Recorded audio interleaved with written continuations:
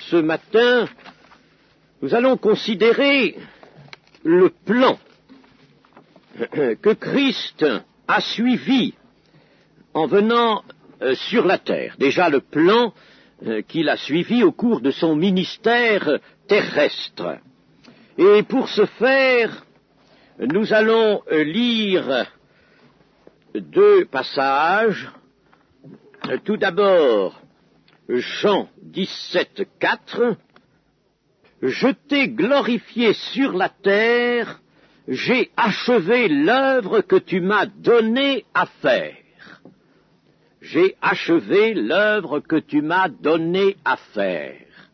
Donc, nous pouvons déjà dire que Jésus est venu sur la terre avec une œuvre à faire, et une œuvre, c'est nécessairement un ensemble qui est enveloppé ou défini par un plan. Il n'y a pas d'œuvre que l'on commence et que l'on achève sans qu'il y ait un plan. Donc, le Seigneur avait un plan. Et puis maintenant, nous allons nous reporter dans Matthieu 5, et nous allons aborder un des passages les plus difficiles de l'Évangile. Ce n'est pas que nous recherchions la difficulté, mais nous sommes bien obligés de l'affronter. Chapitre 5, verset 17. « Ne croyez pas que je sois venu pour abolir la loi ou les prophètes. Je suis venu non pour abolir, mais pour accomplir. Car je vous le dis en vérité, tant que le ciel et la terre ne passeront point, il ne disparaîtra pas de la loi un seul iota ou un seul trait de lettre, jusqu'à ce que tout soit arrivé.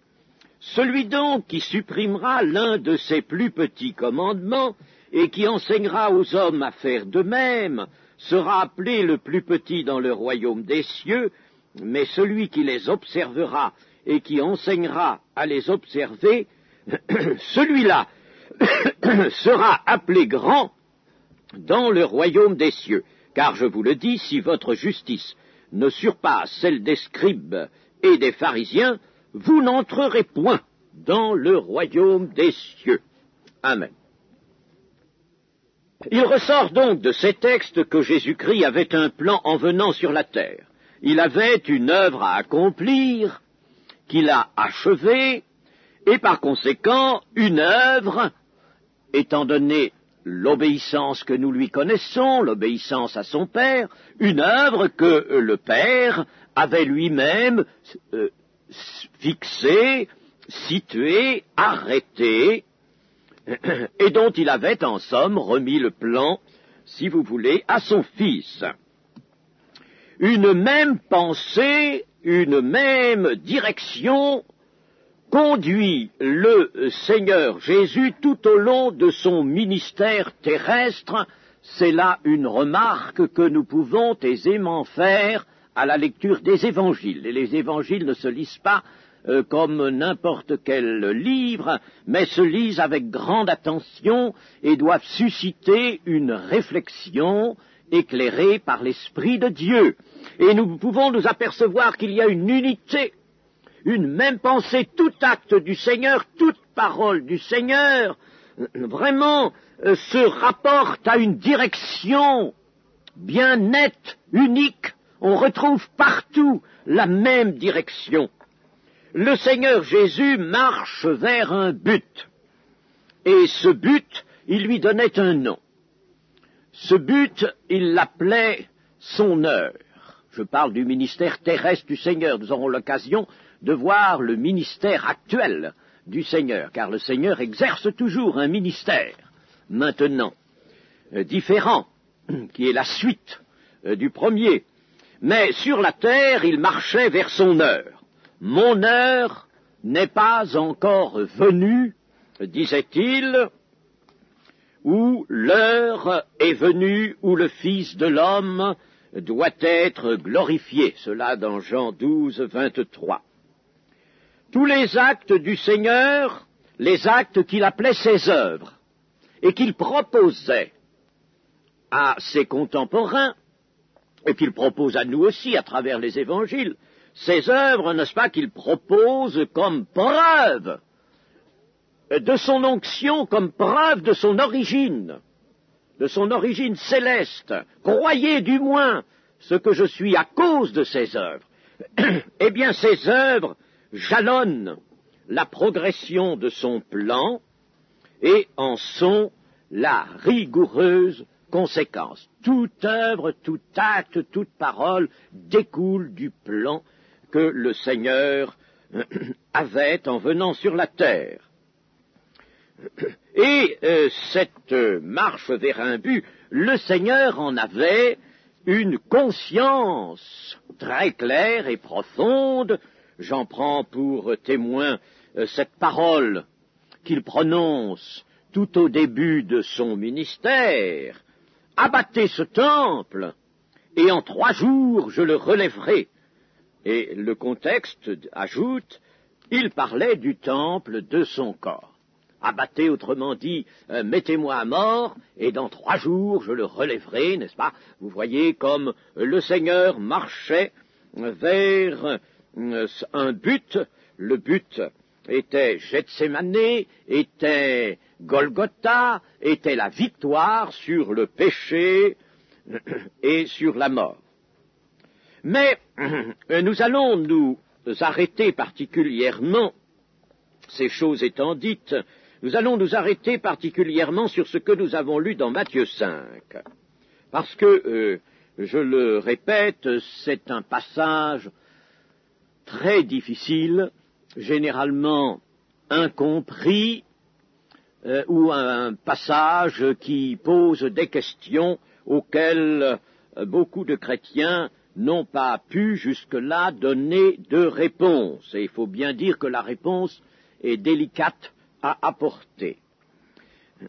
Nous allons d'abord voir le verset 17.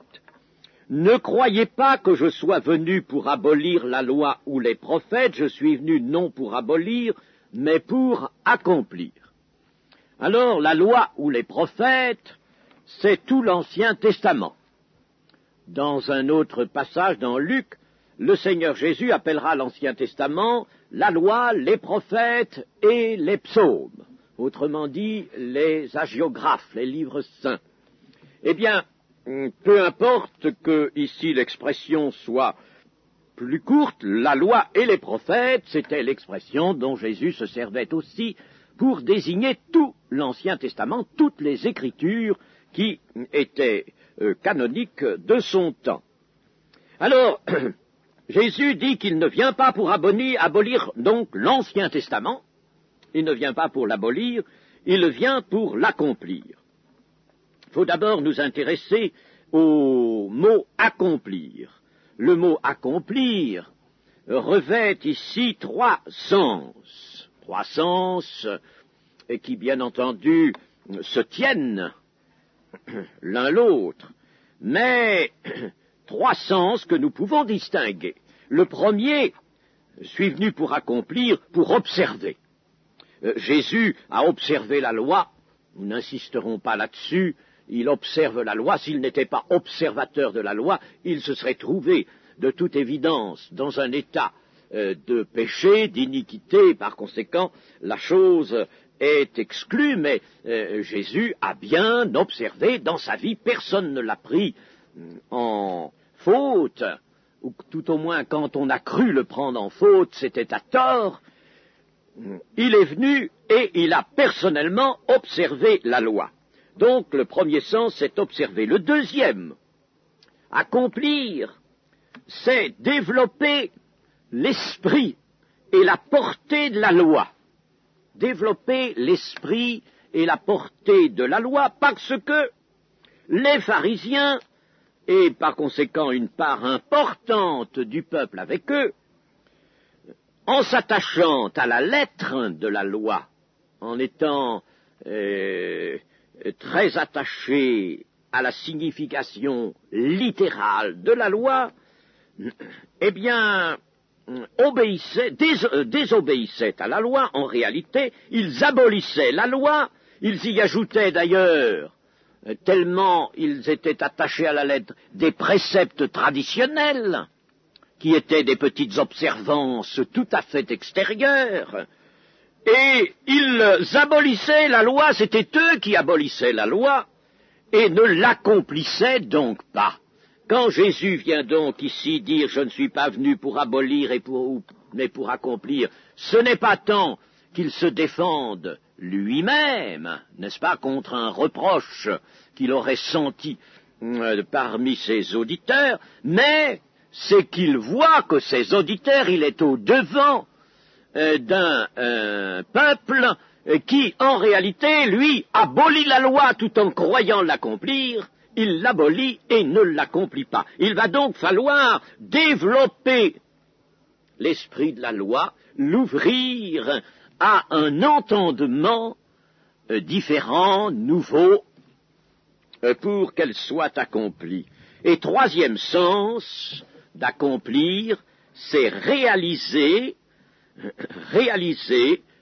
tout ce qui est prophétique, tout ce qui est type dans la loi, réaliser cela, remplacer, en somme, les ombres, je fais allusion aux Hébreux que nous allons revoir tout à l'heure, remplacer les ombres, ce qui était ombre des choses à venir, par la réalité. Accomplir donc les prophéties, les types, et remplacer les ombres par la réalité, puisque Jésus vient avec la vérité et la grâce. Ainsi, accomplir les Écritures de l'Ancien Testament, c'est en apporter le développement, et ce développement va s'ouvrir sur un plan spirituel. Ce n'est pas toutes ces choses qui sont purement extérieures et qui sont vues de plus en plus comme des observances extérieures, tout cela, n'est-ce pas, va s'élever sur un plan spirituel et prendre une signification spirituelle dans tout le cadre de l'amour de Dieu. Le développement va se faire dans l'amour et l'on va voir que la loi, en réalité, se résume dans l'amour. Voilà, n'est-ce pas, le développement que va faire le Seigneur Jésus. Du plan matériel, du plan extérieur, le Seigneur va transporter le commandement de Dieu sur le plan spirituel. L'ancienne alliance, dans ce développement, va se muer en nouvelle alliance. Et nous verrons qu'il n'y a pas de cassure, de solution de continuité, c'est-à-dire en somme une rupture entre l'Ancien Testament et le Nouveau Testament. C'est l'Ancien Testament qui se mue, ou l'Ancien Testament, oui, qui se mue, ou l'Ancienne Alliance qui se mue en Nouvelle Alliance. L'accomplissement dont parle le Seigneur Jésus va toutefois non pas abolir, mais devoir faire abandon des institutions inhérentes à l'Ancienne Alliance, les ordonnances qui étaient des ombres, des choses à venir, des figures, des choses à venir, vont disparaître sans être abolies. Je vais y insister encore tout à l'heure. Lisons d'abord dans les Éphésiens, chapitre 2, versets 14 et 15. Car il est notre paix, Christ est notre paix, lui qui des deux n'en a fait qu'un et qui a renversé le mur de séparation, l'inimitié, ayant anéanti par sa chair la loi des ordonnances dans ses prescriptions, afin de créer en lui-même avec les deux un seul homme nouveau en établissant la paix. Voyez-vous, ayant anéanti par sa chair la loi des ordonnances, il va donc y avoir des institutions spécialement faites pour le judaïsme, n'est-ce pas, pour cette nation dont nous allons reparler, qui vont tomber d'elles-mêmes, n'est-ce pas, qui vont tomber d'elles-mêmes dans ce développement qui va s'opérer. Et nous allons lire au chapitre 8 des Hébreux. Je ne vous cache pas, et je pense que vous vous en apercevez bien tout seul, que ces choses sont délicates, difficiles, mais, chers amis, comprenez-les, efforcez-vous de les comprendre, réfléchissez-y encore après que nous aurons fait cette méditation, essayez de vous souvenir de tout cela, d'y penser vous-même, c'est une nécessité pour que votre foi ne soit pas, sur tous ces points-là, ne soit pas flottante, et que vous sachiez pourquoi. En somme, nous n'avons pas quelque part un autel avec des sacrifices d'animaux, n'est-ce pas? Parce que si nous devions observer la lettre de l'Ancien Testament, il nous faudrait tout cela. Alors, nous allons lire dans le chapitre 8 des Hébreux. Le point capital de ce qui vient d'être dit, c'est que nous avons un tel souverain sacrificateur qui s'est assis à la droite du trône de la majesté divine dans les cieux, comme ministre du sanctuaire et du véritable tabernacle qui a été dressé par le Seigneur et non par un homme. Tout souverain sacrificateur est établi pour présenter des offrandes et des sacrifices, d'où il est nécessaire que celui-ci ait aussi quelque chose à présenter. S'il était de la terre, Jésus-Christ, n'est-ce pas? S'il était de la terre, il ne serait pas même sacrificateur, puisque là sont ceux qui présentent les offrandes selon la loi. Jésus n'est pas venu faire des sacrifices d'animaux, lesquels célèbrent un culte image et ombre des choses célestes, selon que Moïse en fut divinement averti lorsqu'il allait construire le tabernacle, et soin lui fut-il dit de faire tout d'après le modèle qui t'a été montré sur la montagne. Ici, n'est-ce pas, le rédacteur de l'épître veut nous rappeler qu'il y a un tabernacle céleste, et qu'il y a par conséquent, n'est-ce pas, quelque chose de tout à fait céleste et spirituel, dont le temple sur la terre, le temple de Jérusalem, ou avant lui le tabernacle, n'était que des ombres. Verset 6. Mais maintenant, il, c'est-à-dire Jésus, a obtenu un ministère d'autant supérieur qu'il est le médiateur d'une alliance plus excellente qui a été établie sur de meilleures promesses. En effet, si la première alliance avait été sans défaut, ce qu'on appelle l'ancienne alliance, il n'aurait pas été question de la remplacer par une seconde, car c'est avec l'expression d'un blâme que le Seigneur dit à Israël, « Voici les jours viennent, dit le Seigneur, où je ferai avec la maison d'Israël et la maison de Juda une alliance nouvelle, non comme l'alliance que je traitais avec leur père, le jour où je les saisis par la main pour les faire sortir du pays d'Égypte, car ils n'ont pas persévéré dans mon alliance. Et moi aussi, je ne me suis pas soucié d'eux, dit le Seigneur. Mais voici l'alliance que je ferai avec la maison d'Israël. Après ces jours-là, dit le Seigneur, je mettrai mes lois dans leur esprit, je les écrirai dans leur cœur, je serai leur Dieu, ils seront mon peuple. » Voyez-vous, comme nous allons vers un plan spirituel, n'est-ce pas? Nous quittons les ordonnances charnelles pour aller vers un plan spirituel. Verset 11.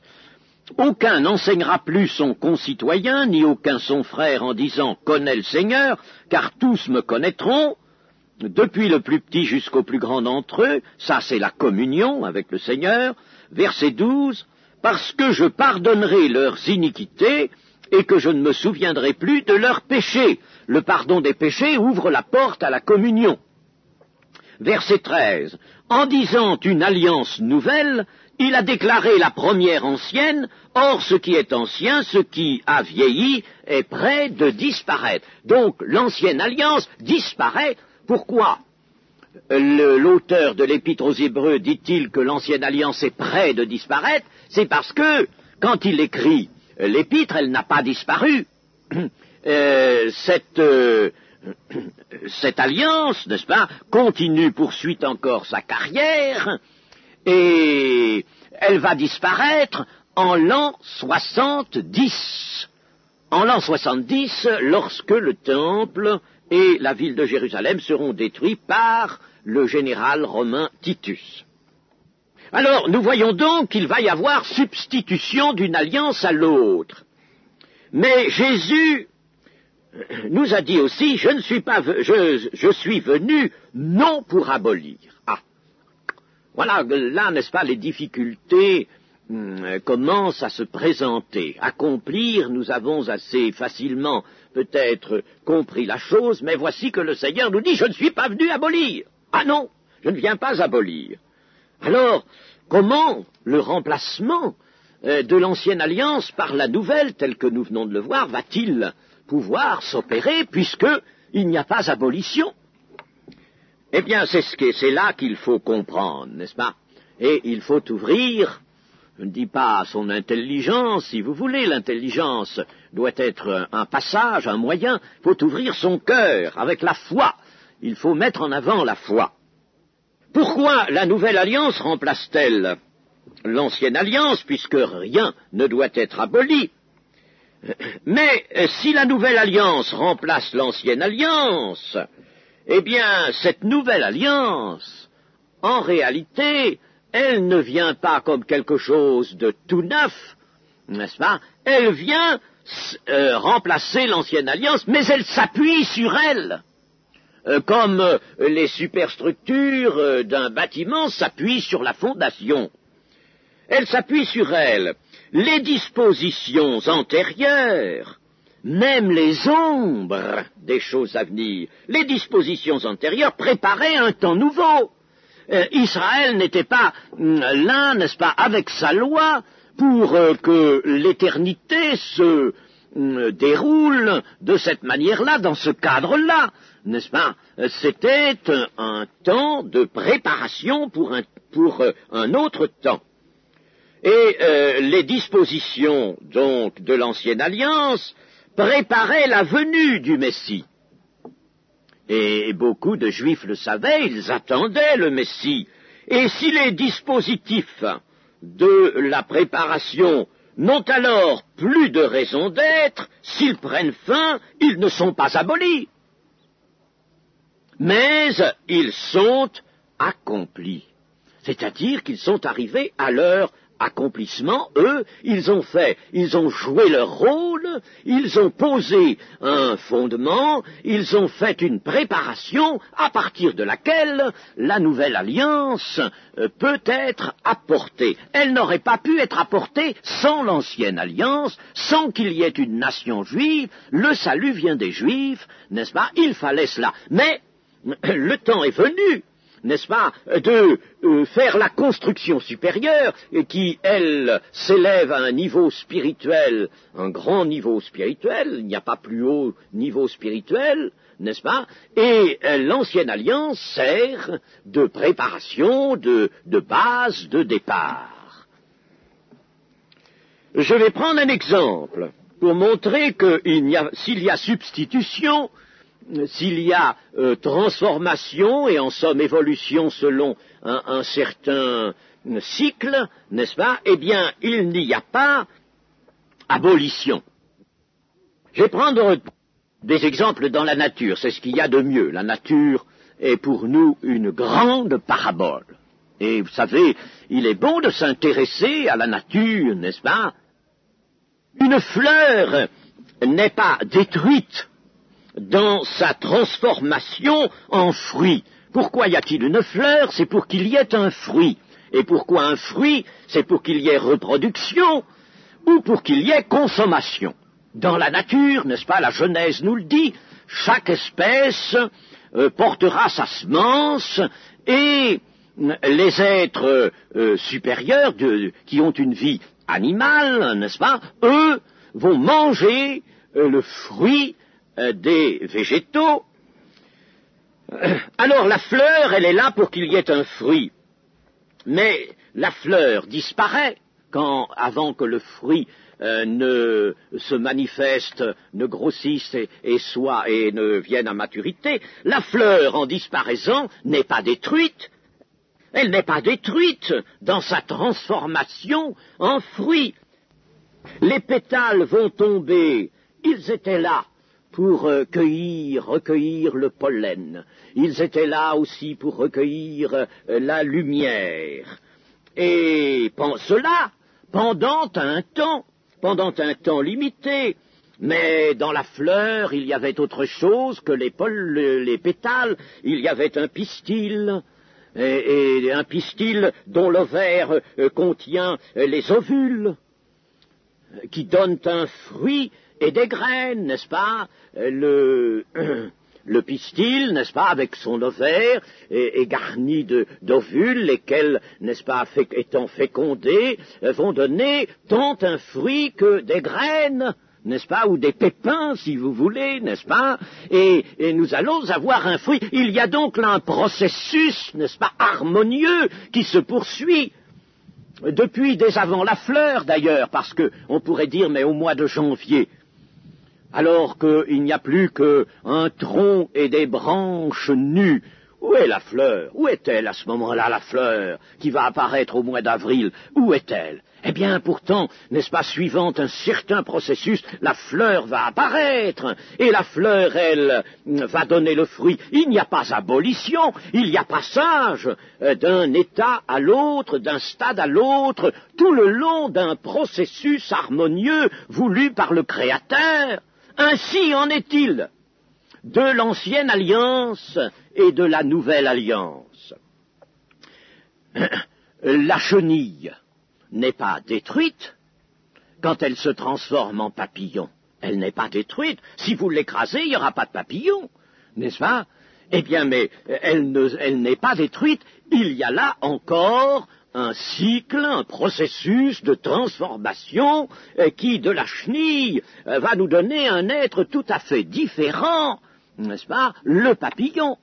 Eh bien, ainsi en est-il de l'ancienne alliance et de la nouvelle alliance. Comprenez-vous ces choses?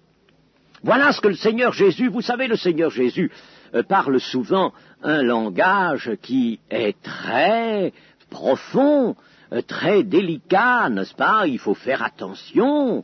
Le Seigneur Jésus, tout en employant des mots exacts, n'est-ce pas, ne reste pas ou ne confie pas, si vous voulez, sa pensée seulement au sens littéral de ce qu'il dit de son discours, n'est-ce pas? Il faut vraiment que l'Esprit éclaire son discours pour qu'on en comprenne la profondeur.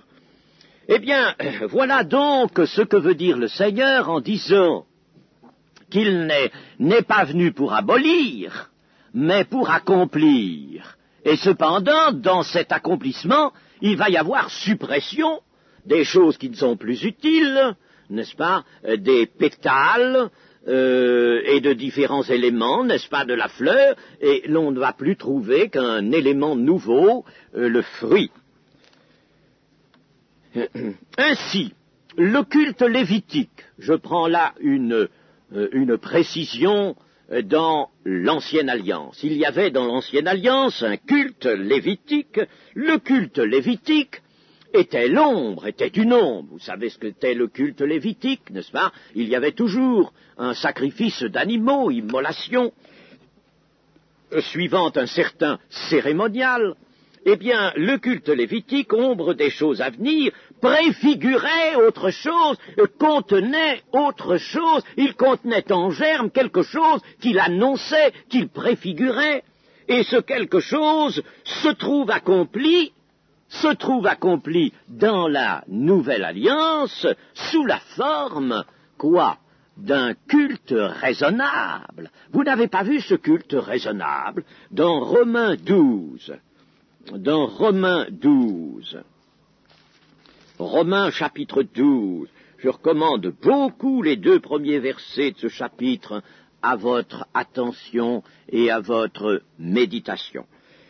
Je vous exhorte donc, frères, par les compassions de Dieu, à offrir vos corps comme un sacrifice vivant, saint, agréable à Dieu, ce qui sera de votre part un culte raisonnable. Ne vous conformez pas au siècle présent, mais soyez transformés par le renouvellement de l'intelligence, afin que vous discerniez quelle est la volonté de Dieu, ce qui est bon, agréable et parfait. Ce sont des versets d'une très haute importance.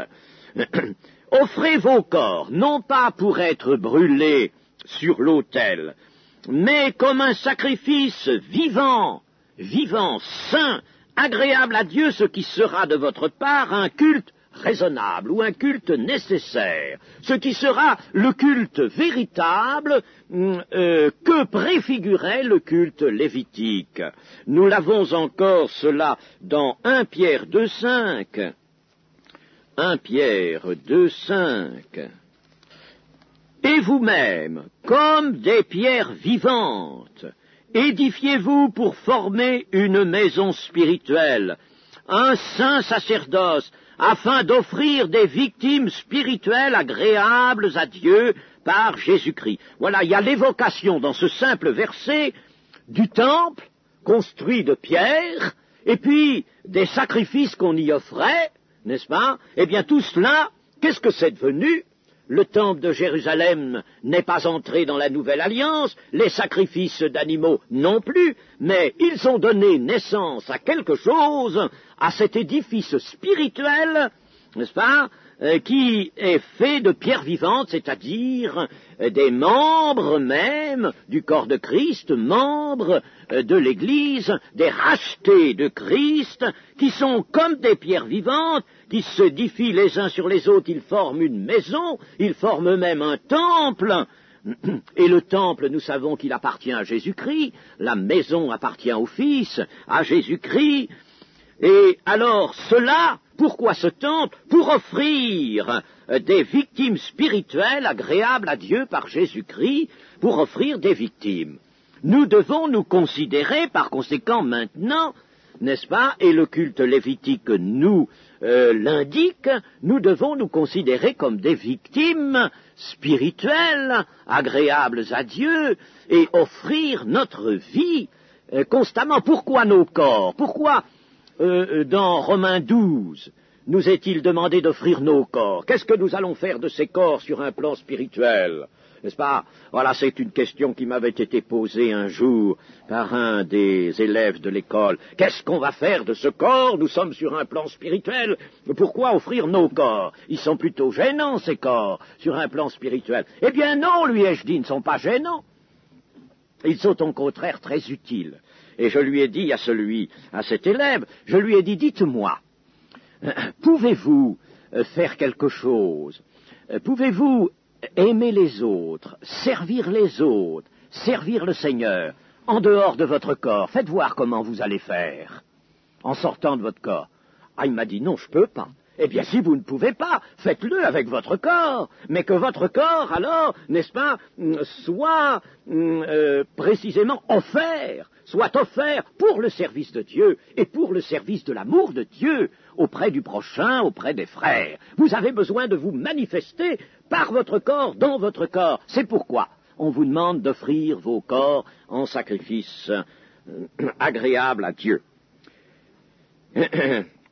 Si Jésus avait aboli, eh bien, il serait parti de bases nouvelles et de bases différentes pour la Nouvelle Alliance, n'est-ce pas, des bases différentes de celles de l'Ancien Testament. Il y aurait eu une coupure et, par conséquent, n'est-ce pas, il n'y aurait aucune relation possible entre l'Ancien et le Nouveau Testament.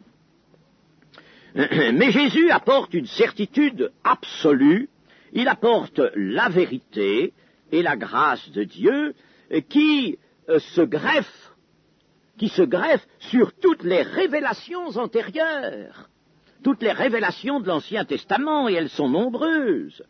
L'Ancien Testament est une période, je l'ai dit, de préparation du royaume de Dieu, et les assises sont posées, la sacrificature et la royauté ont été mises en place.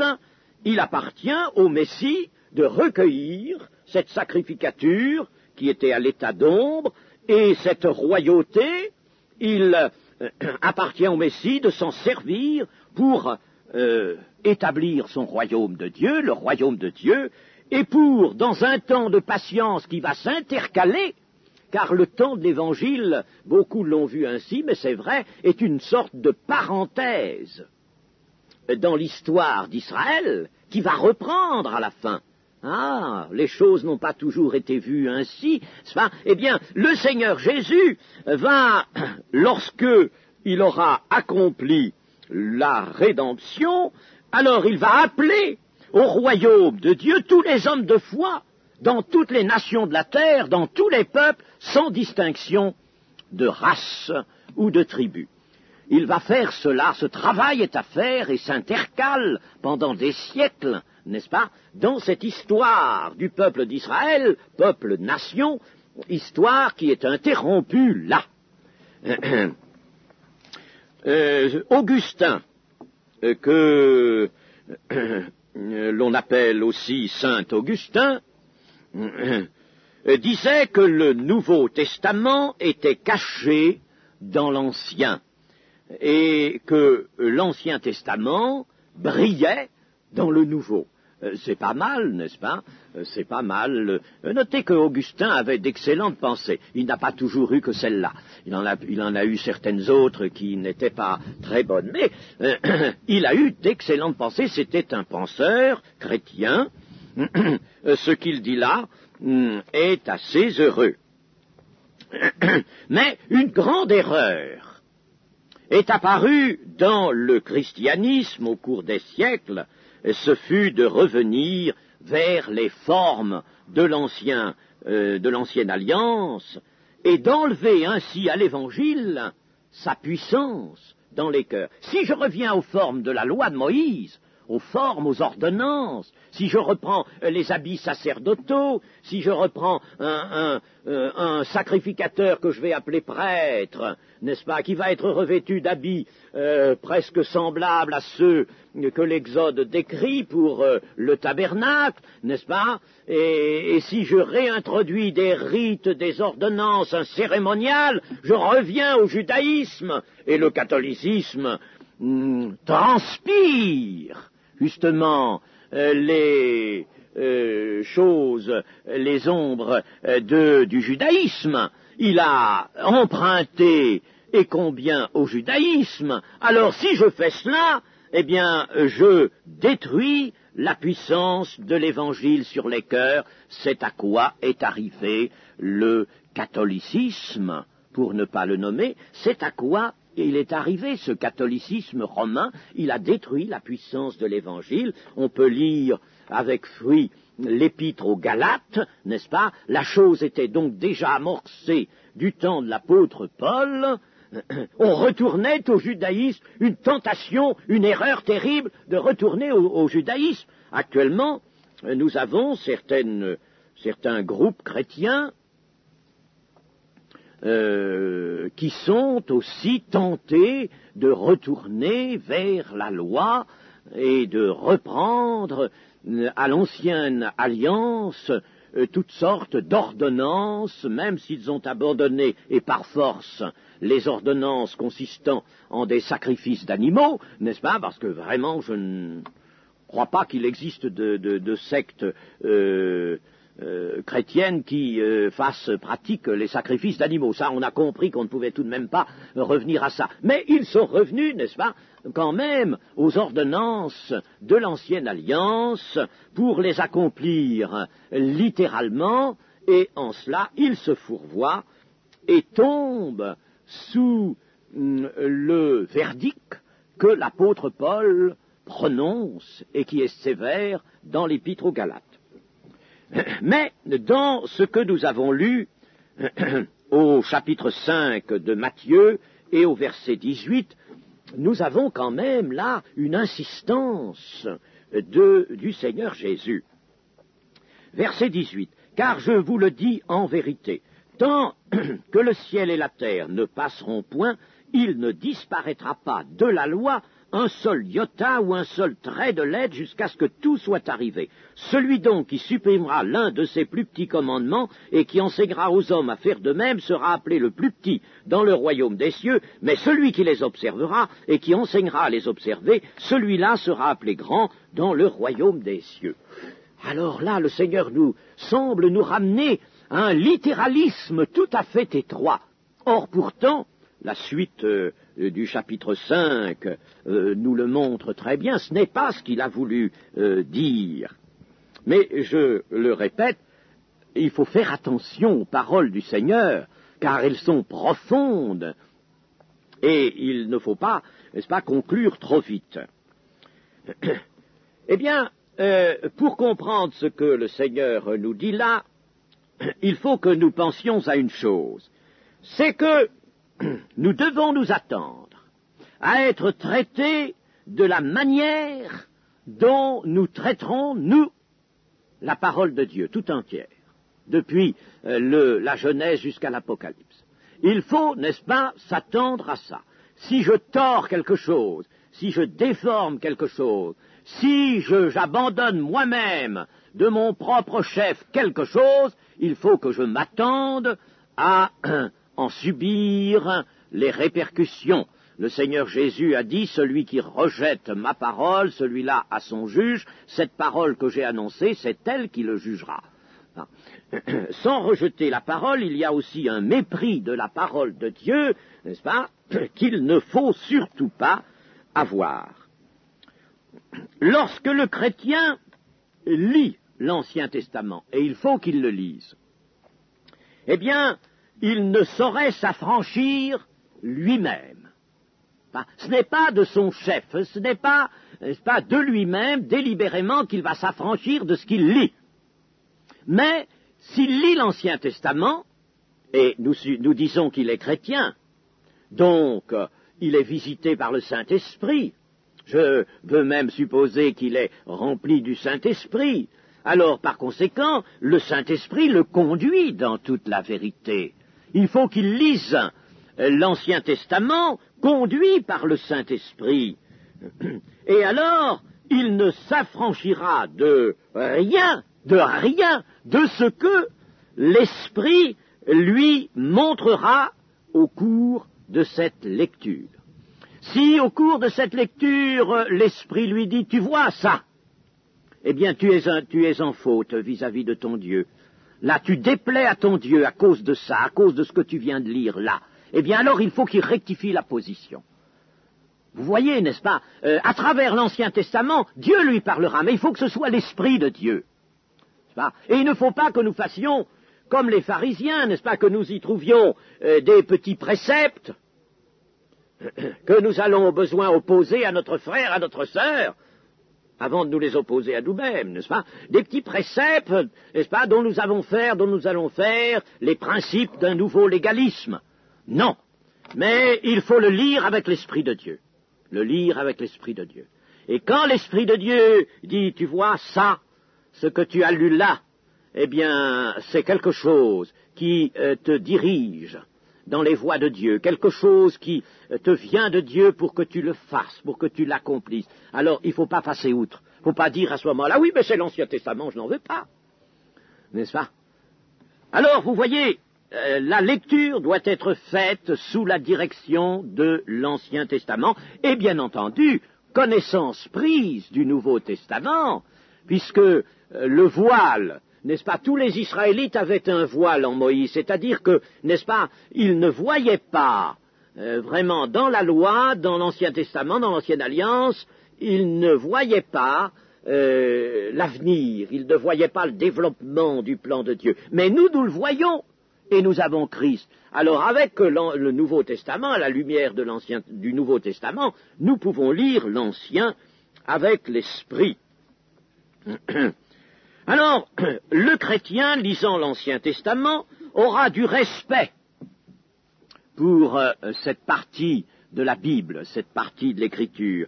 Il s'assurera d'une chose, s'il ne fait pas quelque chose, n'est-ce pas? Par exemple, n'est-ce pas, il est prescrit de faire un sacrifice d'expiation en prenant un agneau, etc., ou tel animal, n'est-ce pas? Bon, eh bien, là, il sait bien qu'il n'a pas à faire cela, mais il aura quand même du respect pour l'Ancien Testament, et il s'assurera, chaque fois, n'est-ce pas, qu'il voit bien qu'il n'a pas à suivre la lettre de l'Ancien Testament, il s'assurera qu'il ne s'élève pas au-dessus de la loi, avec sa nature, avec l'orgueil, avec l'homme nouveau, qu'il ne s'élève pas au-dessus de la loi, qu'il ne s'élève pas au-dessus de la parole de Dieu, n'est-ce pas, qu'il ne juge pas la parole de Dieu, et qu'il ne décrète pas lui-même cela. Nous n'en voulons plus maintenant à cause des temps dans lesquels nous vivons, parce que nous sommes dans les temps modernes, parce que la mode a changé, parce que ceci, parce que cela. Il s'assurera qu'il ne s'élève pas au-dessus de la loi. S'il s'élevait au-dessus de la loi, il serait dans le péché.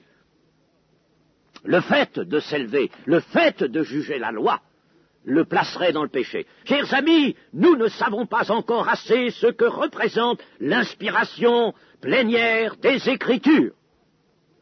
Nous avons besoin d'avoir une conscience renouvelée et plus forte des conséquences qui s'attachent à l'inspiration plénière des Écritures.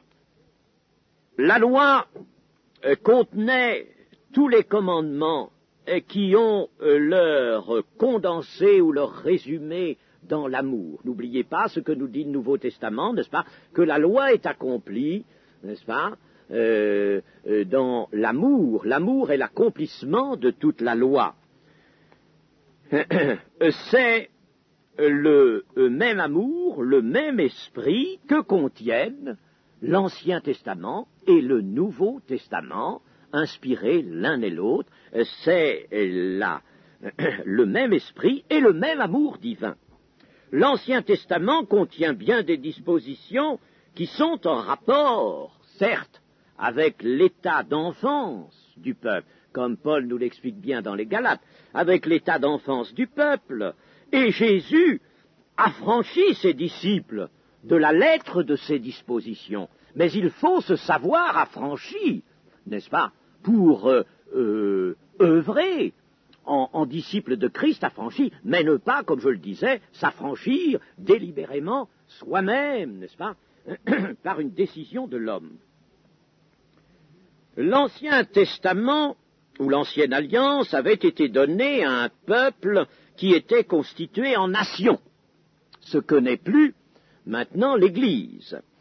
Cette alliance entendait le soumettre à un gouvernement de Dieu par l'intermédiaire de la royauté et de la sacrificature, mais nous ne sommes plus dans ces conditions-là, puisque tout disciple de Christ se provient de n'importe quelle nation, de n'importe quel peuple.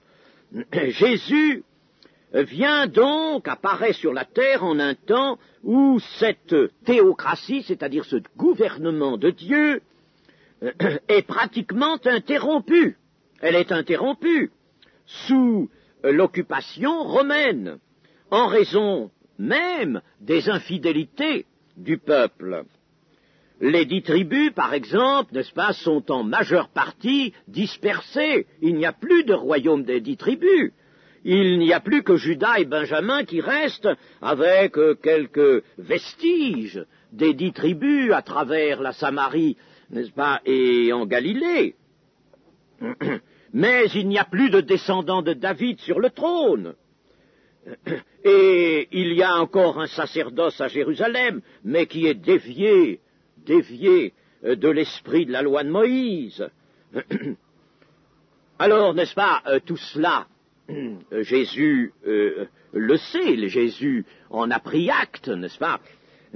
Lorsque des cœurs conservent l'attente d'un Rédempteur, comme le faisait le vieux Siméon, dont on a parlé ces jours-ci, et la prophétesse Anne, au 8e jour, n'est-ce pas, de la naissance du Seigneur, eh bien, lorsque des cœurs conservent cette attente d'un Rédempteur, des cœurs qui appartiennent à l'Ancienne Alliance, qui appartiennent au peuple hébreu, comme Zacharie, le père de Jean-Baptiste aussi, n'est-ce pas, et puis d'autres, certainement, il y en avait d'autres, eh bien, alors, lorsqu'il y a cela dans les cœurs, cette attente, Jésus ne vient pas pour démentir leur foi, Jésus ne vient pas pour abolir leur foi, il ne vient pas pour abolir, en somme, leur foi, qui est le fruit de la loi, de la loi bien comprise. Il vient au contraire leur dire, ah, vous attendez un Messie, vous voulez un Messie, eh bien le Messie, je le suis, moi qui vous parle. Il vient leur dire cela. Si Israël demande un sauveur, si Israël attend son Messie, Jésus satisfait cette attente. Vous voyez que, donc, il accomplit la loi, il satisfait cette attente. Encore est-il qu'il faut que la loi et les prophètes guident la foi des enfants d'Israël vers le Messie promis et vers la reconnaissance du Messie dans la personne de Jésus. Jésus est donc la réalisation des promesses faites à Abraham et du serment de Melchisédek dont j'ai fait mention dernièrement. Venant pour sauver les hommes, il accomplit l'Ancien Testament. Si on ne le voit pas comme sauveur, celui qui ne le voit pas, le juif par exemple qui ne le voit pas comme sauveur, détruit tout rapport entre l'Ancien Testament et la Nouvelle Alliance, il détruit l'harmonie des révélations divines parce qu'il y a un rapport que Jésus situe en disant « Je ne suis pas venu pour abolir, mais pour accomplir ».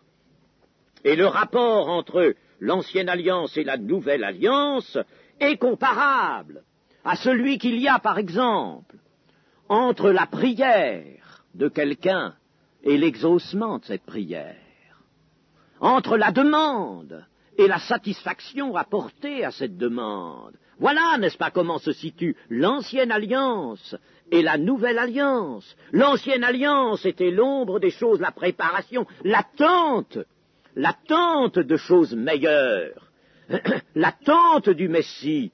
Alors, lorsque le Messie arrive, c'est la réponse à cette attente. Le Nouveau Testament est la réponse à la prière, à la demande qui monte tout au long de l'Ancienne Alliance. Venir pour une certaine heure, celle de Gethsémané, celle de Golgotha, comme l'a fait Jésus, c'était venir pour accomplir la loi et les prophètes. Et nous allons nous arrêter là ce matin. Seigneur notre Dieu, notre bon Père céleste, nous voulons, Seigneur, considérer à la lumière que tu veux faire briller sur tes révélations. Nous voulons considérer, Seigneur, la grandeur de ton plan. Nous comprenons, Seigneur, comment, avec les dispositions de l'Ancienne Alliance, tu es allé chercher les hommes là où ils étaient, dans le fond de leur aveuglement, dans la proximité des actions de corruption de l'humanité. Tu es venu le prendre là, dans son péché. Et, Seigneur, tu l'as éduqué, tu l'as préparé, car tu voulais préparer un royaume pour tous ceux, Seigneur, qui écouteraient ta voix et qui te suivraient. Et cela, tu l'as accompli pleinement en Jésus-Christ. Amen.